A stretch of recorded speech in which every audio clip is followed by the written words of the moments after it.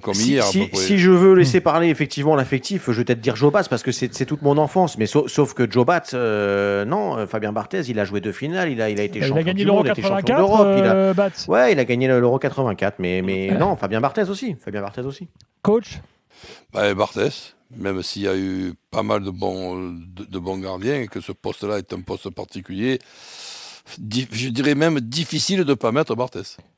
Moi je dis Loris. Loris meilleur que Barthez ? Moi je dis Loris. Alors chacun ses goûts. Moi je dis Loris parce que, il est aussi champion du monde déjà. Et moi, il y a un truc qui m'a. Alors Barthez, déjà, il avait aussi ses points faibles. Lesquels ? Tir au but, par exemple. On a gagné contre l'Italie. D'accord, enfin, sur les tirs au but. Et la finale 2006. Et pourquoi Loris, il est bon au tir au but ?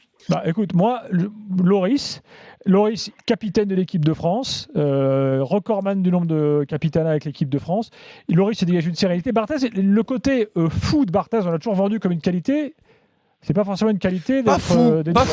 Non, pas fou. Mais quand tu l'as dans le dos, une je pense certaine que t'es insouciance, la qualité qui s'est transformée, ce qui est devenu une qualité pour Fabien, c'était cette insouciance qu'il avait à relativiser.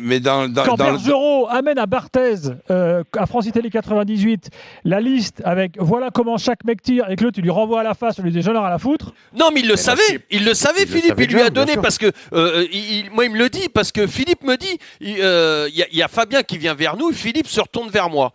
Et Philippe me dit, regarde-moi ce con, ça fait 4 ans que je travaille pour noter les mecs là où ils ont raté. Ok, ça peut faire rire, mais franchement. Mais il savait, mais lui, ça. Mais oui, mais parce que il est comme ça. Parce que lui, il n'a pas besoin de le faire comme ça.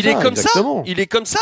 Et Philippe, lui, il a bossé pendant 4 ans, mais il savait pertinemment dès le premier jour où il a commencé à bosser que si ça arrivait, de toute façon, il aurait bossé dans le vide avec Fabien. Sur les gardiens, tu dis quoi, toi ? Barthez. Très bien. Mais attends, Gilbert, ce qui fait pour moi la différence, c'est dans pas mal de qualités, mais c'est surtout quand il y a eu le règlement qui a changé avec le jeu au pied. Mais Barthez, tu avais l'impression que tu jouais à 12. C'est vrai qu'il était fort au pied, Barthez. Par rapport à Loris, il n'y a pas photo. C'est vrai que cette règle-là avantageait plus Barthez que Bruno Martini, par exemple. On va pas se mentir, Lionel. Ouais, allez, passe à l'arrière. Jobat, ça avait un pied gauche de folie, par contre. Mais Joe était lié à la base. C'était pas un gardien de but. Joe, il a joué très longtemps ailier. Quand il entraînait Bernard Lama, nous, au PSG, il pouvait nous dire, allez, je lui mets 10 fois dans la lunette, je vais l'énerver. Exactement. Et il l'énervait comme ça, au lieu de le faire bosser. Tu connais ça, mon yo, mais au lieu de le faire bosser, parfois, il lui faisait des séries où il pouvait pas toucher la balle. Il avait une main à la place du pied. Passons à la défense. Gilles, ta défense à toi, c'est quoi ?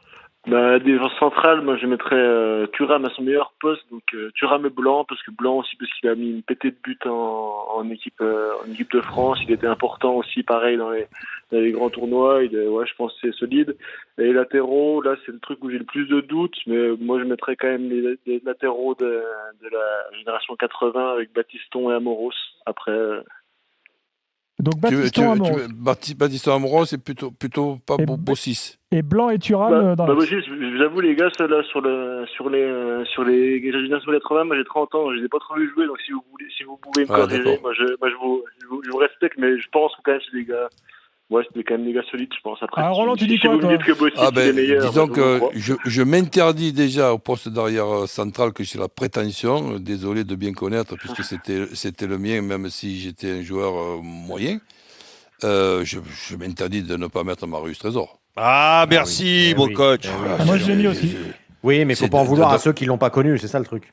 Bien sûr. En vouloir à ceux qui l'ont pas connu. Évidemment, on n'en veut à personne, nous.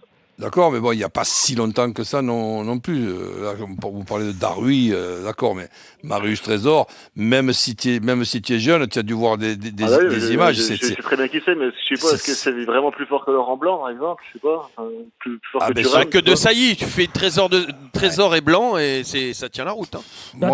Ta charnière coach, c'est quoi? Trésor et qui? Trésor et Thuram. Je mets Thuram dans axe central aussi, et les latéraux. Je mets Bossis côté droit et je ne peux pas ne pas mettre Amoros côté gauche, et je donne une précision aussi sur Amoros qui était droitier. Il était droitier, mais comme beaucoup de droitiers, des arrières latéraux meilleurs à gauche d'à droite, ce qui était le cas de Candela aussi. Martini, le Milanais. Maldini. Donc Maldini, qu'on dit gaucher, en vérité, il était droitier.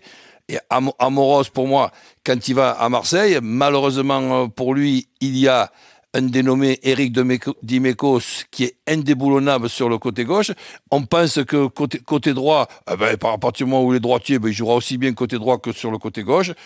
Il faudra lui poser la question. Pour moi, il était nettement meilleur à gauche qu'à droite.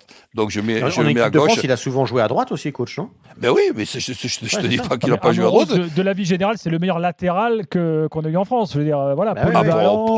Pour moi, oui. Voilà.